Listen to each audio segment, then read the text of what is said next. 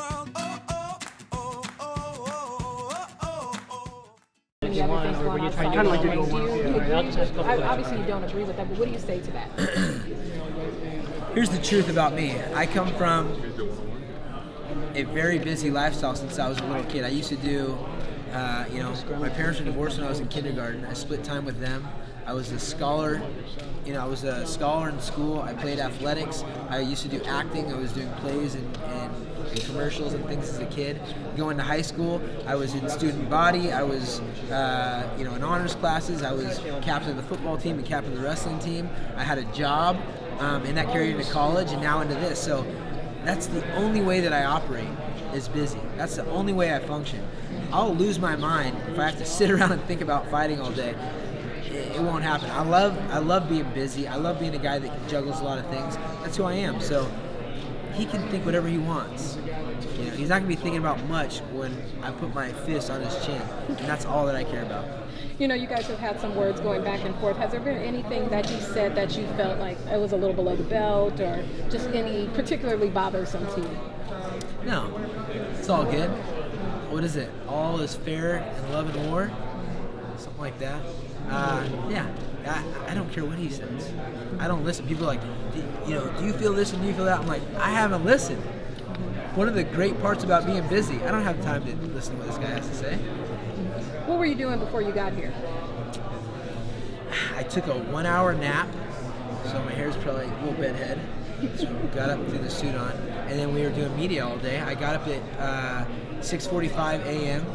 and went to Wildcard Gym, and I hit mitts, and then I ran back to my apartment, started doing media, took an hour nap, and came here. You just mentioned that you were at the wild card. Obviously, we have the Manny Pacquiao Tim Bradley fight this weekend. Do you have a prediction for that fight? Although you train the wild card, so we probably think that's what it is. I don't train there very often. When I'm in LA, I'll drop in. But yeah, I'm a Pacquiao fan, so I hope Pacquiao wins it. I like Bradley too, but Pacquiao, I just love his energy. Do you think this is his last fight? I have no idea. I'm not a last chance kind of guy, me or anyone, so that'll be an independent thing that he works out with himself. My pleasure. So his body's fresher. What are your thoughts on this? Watch his highlight video that he put on his Instagram of our fight. That's his highlight video of our fight. Take it. How many highlight reels am I on? Hardly any. I mean, Aldo kicking my leg, sure. My last fight with Barao, where I had my thumbs up, I got caught with a good punch. Dude, my style is not taking punishment. Neither is his. And I'm not saying it's a good thing or bad thing, what's him sitting out or what's not. Mine's definitely the harder route. People want to give him credit for coming back from injury and this and that. Yeah, great. That's great. He stayed motivated. The hard part of being a fighter is fighting over and over and over again. He's fought once in 4 years, just twice. And granted, he's a world champion caliber fighter, but I've taken the harder route, and I'm going to be the world champion after this fight. Do you consider him a good foil for you? I mean, did you feel, though, having him as this rivalry, has it helped your career maybe?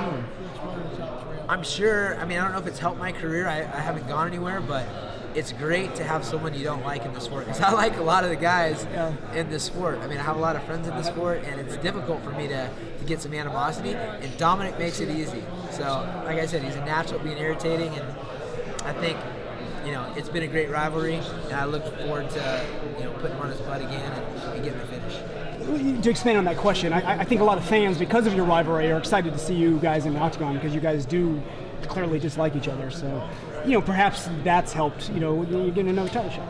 Oh, yeah. No, definitely. I mean, it also helps that I'm ranked number 3 in the world. I just beat a guy who was on a 7-fight win streak. I fight anybody. I jumped up to fight Frankie Edgar, who's now fighting for a world championship at weight above. Had a close fight with him. I've lost to 6 people in my career, and they've all been world champions, and minus Tyson Griffin. And, don't forget about that. Now, there's a little confusion. Is it Urijah Faber or Urijah Faber? That was great. I saw your photo from Dance with the Stars. You were there to support Paige VanZant. How do you feel she's doing? I mean, we're very happy for you, but what's your perspective? You know what? Paige is a star. She's like a gamer to the utmost. When she gets an opportunity, she rises to it, and she's been killing it with the dance game. So I'm pretty proud of her. She's, you know, it's funny because she's not had an easy life. People see the smiles and the happy things that go on, you know, in her demeanor, but she's not had an easy life. To see her getting rewarded, you know, someone that's been bullied before, and to see her having the success. You know, it's one of the things that makes her special. So I'm pumped for her opportunities, and I know they're going to keep coming for her. And you know, seeing her on there, I mean, are you seeing a shift of the public's perception of MMA fighters? I'm not sure. I don't keep a close finger on that pulse necessarily, but I feel like the image of our sport is pretty good. We've got a lot of mainstream coverage. We've got people at high levels that are you know, good representatives. I mean, there's always bad seeds as well, but it can't hurt, that's for sure. And I know you're going to hate this. You're probably sick of talking about TJ, but some people, there's rumors that maybe you guys are trying to set up a grudge match. Is there any truth behind that? Do you think you'd ever face off? I mean, I haven't tried to set up anything. I've been focusing on the World Championship. Fair enough. And lastly, how much longer would you like to fight? It's not going to be too much longer. You know, I love the sport. I do have a lot of things going on, and I'm focusing all my time on the fight game because I love it. When I stop loving it and I feel like I can't keep up with the best, that's when I'll stop. And I'm not sure how soon that is, but it's not too far in the future. I mean, you mentioned a lot of things. I mean, you've got your torque clothing, you've got acting. What's keeping you the most busiest outside of the octagon these days? You know, lately it's been all the drama with the team. It's been you know, standing strong when the boat was shaking. It's almost like we went through a divorce with TJ bouncing on the team. It was kind of weird, and you know, it wasn't something we saw coming. So lately my focus has been on rebuilding this team. I never took a break after my last fight.